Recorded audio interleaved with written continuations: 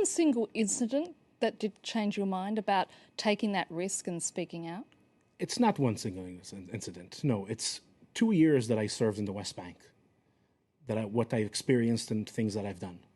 From bursting into houses in the middle of the night and seeing the families and how they react, till manning checkpoints, arrest operations, and other things that I've done. It's a whole package.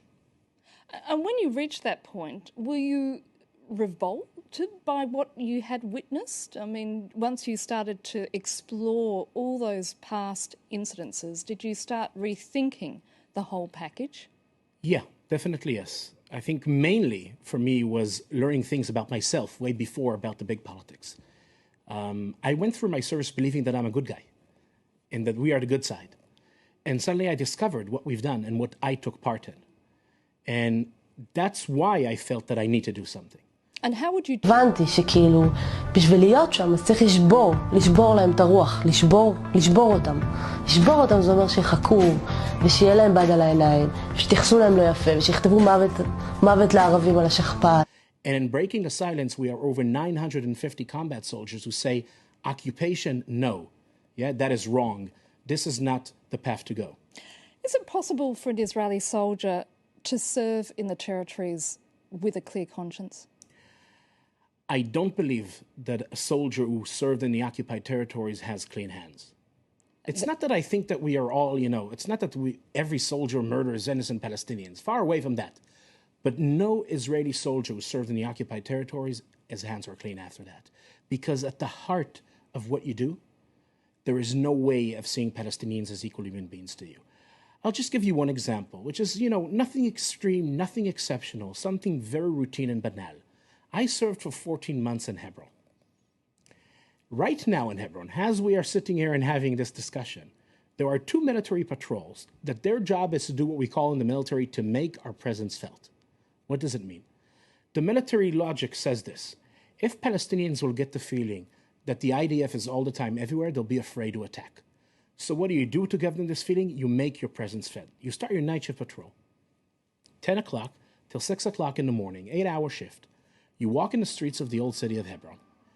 Break into a house, Palestinian house, of course. Not a house we have intelligence about. I'm the sergeant. I lead the patrol. I choose a random house. Wake up the family, men one side, women the other side. Search the place. You can yourself imagine the dynamics, yeah? Climb to the roof, jump from one roof to another, come out through another house, wake the family. And basically that's how you pass your 8-hour shift. 24 hours a day, 7 days a week. From September 2000, when the second Intifada started, till today, now. It didn't stop for 1 second. Yeah, the idea is that every Palestinian will feel the military is right here. You don't know when we're going to show up, what we're going to do, when it's going to end, how it's going to look like. It's to do what we call in the military, ליצור תחושת נרדפות, to create the feeling of being persecuted. Now, when this is your mission, again, this is not an action of a rogue soldier or officer. This is your mission. There is no way of doing it nice.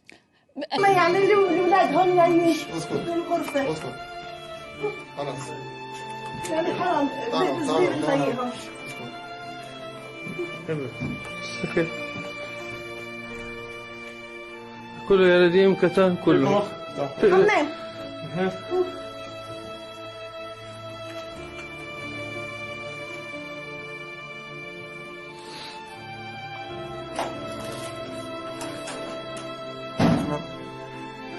نايف نعمان دعنا نايف نعمان دعنا دلال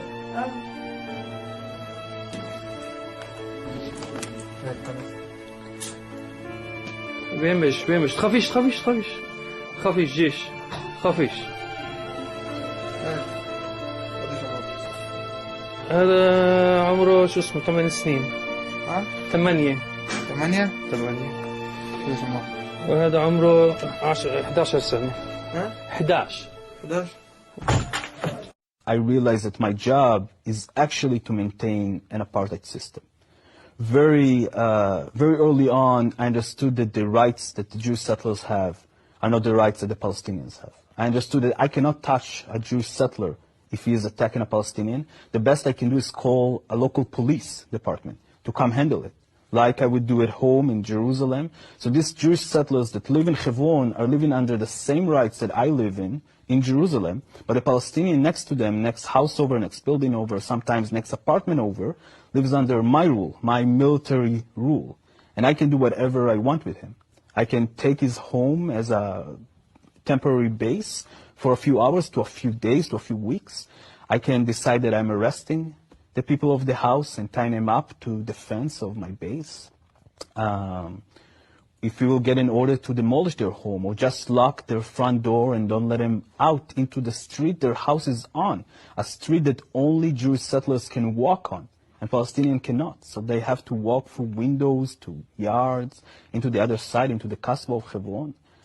I think realizing all of that in a very, very early stage in my service helped me understood that someone was lying to me along the way. I didn't feel like I'm protecting anyone. I didn't feel like I'm helping anyone feeling more safe. I feel like I'm terrorizing people. I feel like for the first time in my life, the boundaries between good and bad that I learned as a kid, and obviously I learned that I'm on the good side, was broken. I felt like I am the terrorist. And my job was literally to scare people so they cannot think about acting against the Israeli settlers or the Israeli military. That was actually our defined mission, to make sure that to instill fear in the hearts of Palestinians in Hebron. And that's exactly what we did. From personal experience? Sure, definitely. Just the other week, when some border police soldiers were rough with some Christian tourists, another soldier of mine, a colleague, said she couldn't believe what they were doing. I mean, come on, they're people, not they're people, not Palestinians. And that, I think, resonates throughout much of the soldiers in the occupied territories. I personally serve in the Jordan Valley, and we can see it every day, how soldiers talk about what they're doing, how they act, how they look at these people not as other human beings, not as someone who's equal, but as someone who's less than them. And to think that, oh no, we can just leave that racism there, we can leave that xenophobia, no, they'll only be racist, they'll only humiliate Palestinians, of course not.